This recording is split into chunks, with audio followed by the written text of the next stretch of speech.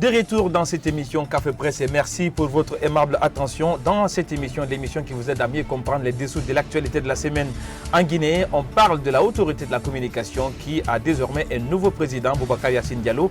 Alors Bagnan, il faut rappeler quand même que ses confrères ont décrit un peu le contexte de cette nouvelle configuration de la HAC. Est-ce que selon vous également il faut craindre? Écoutez, moi je ne vais pas revenir sur ce que viennent d'expliquer les co-débatteurs, mais je pense que Boubacar Yacine a deux choix à faire. Soit se battre à l'intérieur malgré tous les obstacles. On a vu quand même des personnes qui ont bénéficié de décrets ici, mais qui malgré tout ont fait montre vraiment d'une certaine indépendance. Et ils se sont battus. Malgré tout, ils ont pu quand même poser des actes. Et cela, je parle par exemple du ministre Gassama Diaby, malgré qu'il a été nommé, voilà, il est ministre et tout. Mais il n'hésitait pas quand même de lever le ton quand il voyait que l'exécutif était en train de faire des choses qui n'étaient pas bonnes. Ouais. Je pense que Boubacar Yacine, pour garder cette image qu'il a toujours eue dans le paysage médiatique guinéen, il a intérêt à agir de cette façon. Ouais. Certes, le contexte qui est là ne lui est pas favorable, mais il a toujours cette chance peut-être de poser des actes. En tout cas, de fausser les pronostics de ces détracteurs. Ouais. Il a tout intérêt. Revenant sur le contexte dans lequel cette loi sur la HAC a été votée, Thierno Amadou le rappelait tantôt, je précise que même le jour où la loi a été votée à l'Assemblée nationale, les députés qui étaient présents, aucun d'entre eux pratiquement n'avait le texte sous ses yeux. Donc c'est de vous dire combien de fois il y a eu le flou vraiment qui a entouré le vote de cette nouvelle loi qui en principe doit maintenant gérer le fonctionnement des médias guinéens.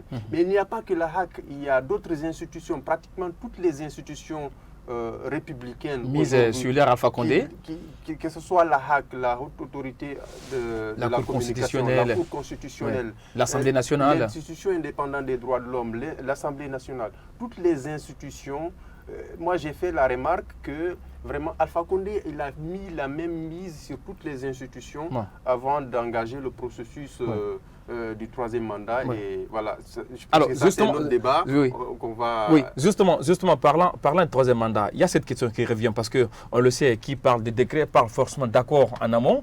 Est-ce qu'on ne peut pas en déduire une volonté politique derrière? Parce que pour celui qui connaît Yacine Diallo, il a été président de CNC.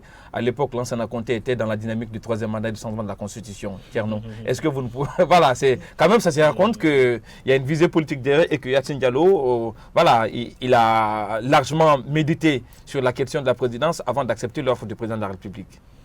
Non, vous savez, je ne sais pas à quel point politique... Yacine Diallo. Non, pour réguler la communication, justement, pour réduire voilà, cette liberté que la presse peut avoir sur certaines manières, parce qu'il faut quand même que voilà, c'est je pense la HAC joue un rôle important quand même. Je pense qu'aujourd'hui, ils ont des adversaires beaucoup plus sérieux que la presse pour le troisième. Non, mais la presse est un pouvoir, sincèrement. Non, écoutez, vous savez, c'est là où on a échoué, parce que ce qu'on est en train de décrire aujourd'hui, de déplorer, c'est une conséquence du référendum du 22 mars. Évidemment. On a tous dit sinon que c'est entre eux. Ça ne concerne pas cette histoire de changement de la Constitution. Ah oui. Alors que le changement qui est intervenu, il l'a rappelé tout à l'heure, la loi, la L03 qu'on avait, et qui était en couple avec la L02, c'était des lois qui étaient quand même appréciées parce que votées dans un contexte où ceux-là qui l'avaient voté, on peut dire que ce sont des gens qui avaient une certaine indépendance vis-à-vis de la chose, et qui avaient une certaine hauteur de vue vis-à-vis, parce que c'est le CNC et tout ça, le CNT je veux dire.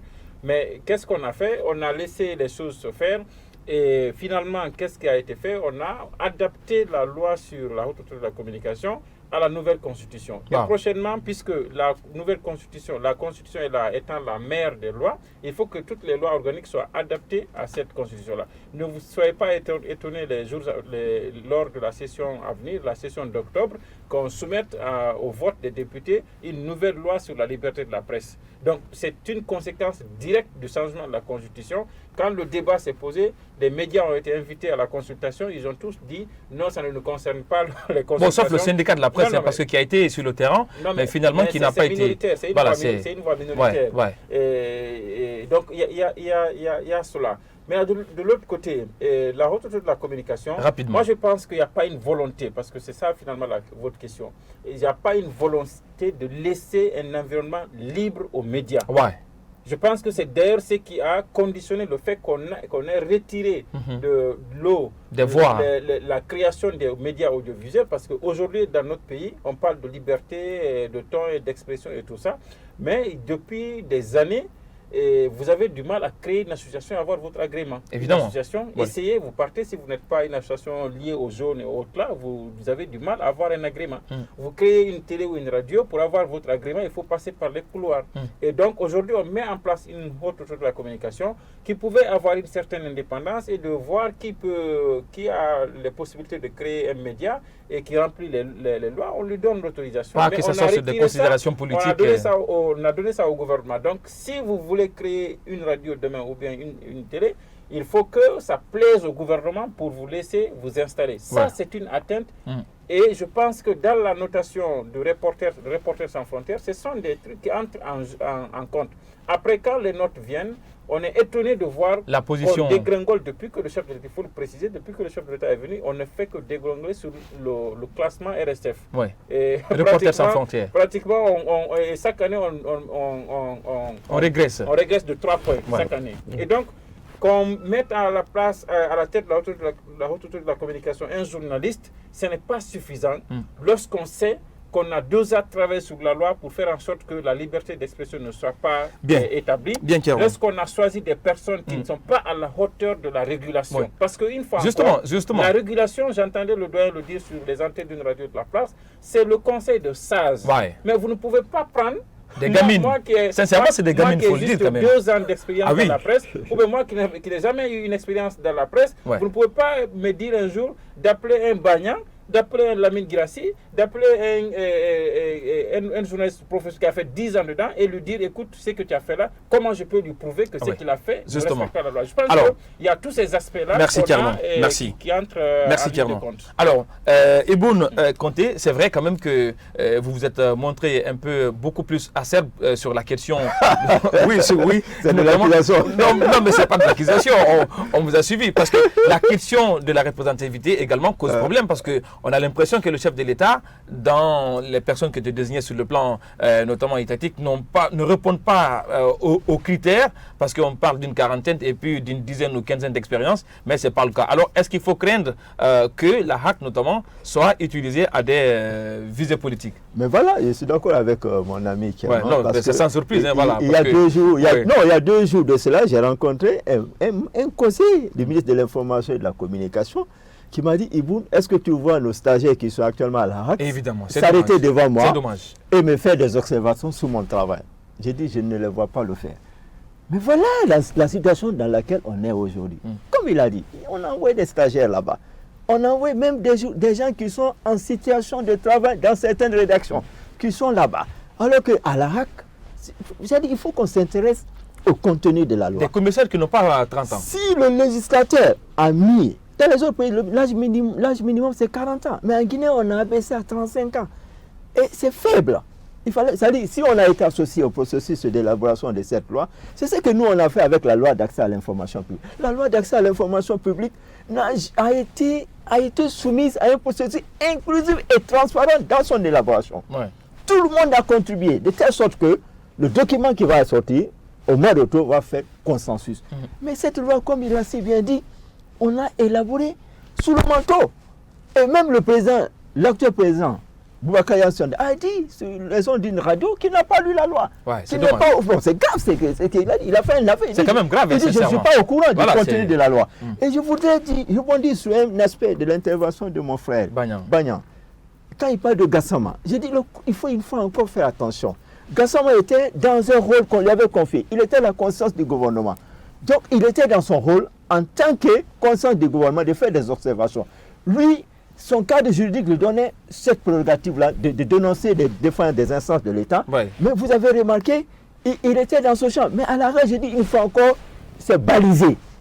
Tu ne peux pas t'émanciper de ça. C'est balisé, vous restez dans ce cadre-là. Et que dites-vous notamment de ceux qui pensent que c'était une arme politique désormais pour museler ou tenter d'orienter les communications? Je crois que bientôt, là, on va arriver à la phase de renouvellement des agréments. Ouais. C'est là où vous allez voir les effets néfastes de cette nouvelle loi sur la haute autorité de la communication. Comme il a dit, maintenant, l'autorisation de création des médias audiovisuels est rattachée au cabinet du ministre de l'Information et de la Communication. Ouais. Donc, on va rabattre les cartes, c'est-à-dire on va dire, bon, tous les agréments ne sont plus valables, on va les renouveler.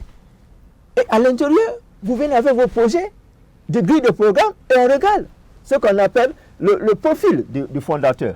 Et si c'est quelqu'un qui n'a aucune possibilité politique, avec la mouvance actuelle, on va commencer à traîner. C'est dommage. On va commencer à traîner, et jusqu'à ce que la personne de Djoko ou bien commence à crier, et pendant ce temps, les jeunes Guinéens vont perdre leur emploi.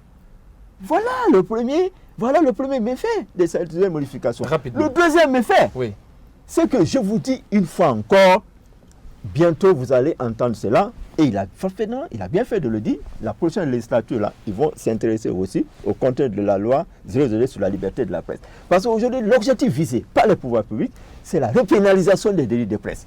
Ah oui. Pas plus tard qu'hier. Qui était acquis quand même. Je l'ai lu ce Guinée matin. Chèrement acquis par la presse. Le procureur, père du tribunal de Diala, il a dit non, cette loi-là, il faut que les journalistes aillent en prison.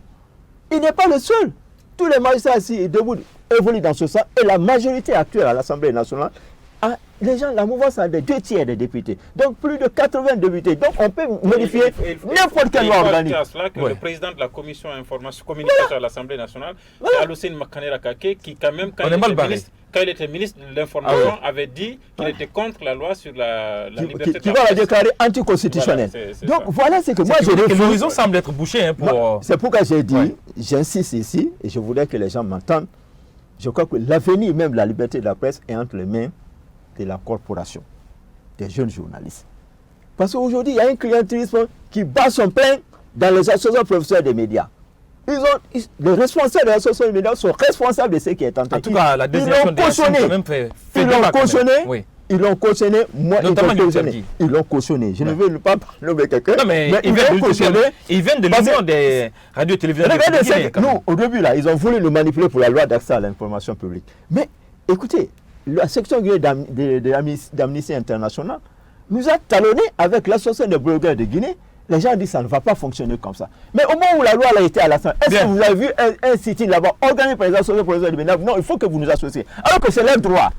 On ne peut pas élaborer une loi sans associer les acteurs. Chers téléspectateurs, que donc je dis une fois, je refuse comme ministre après, mais je voudrais insister là-dessus. Ce qui reste maintenant pour la presse guinéenne, c'est l'union sacrée.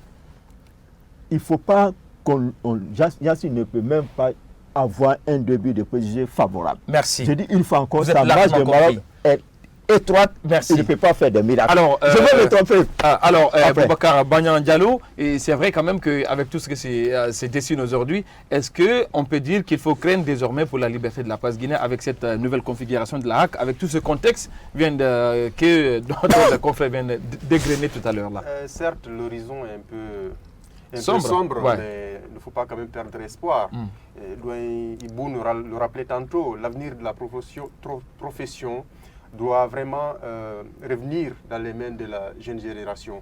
Et nous devons avoir conscience du danger qui nous guette et vraiment se lever pour maintenir au moins les acquis qu'on a obtenus.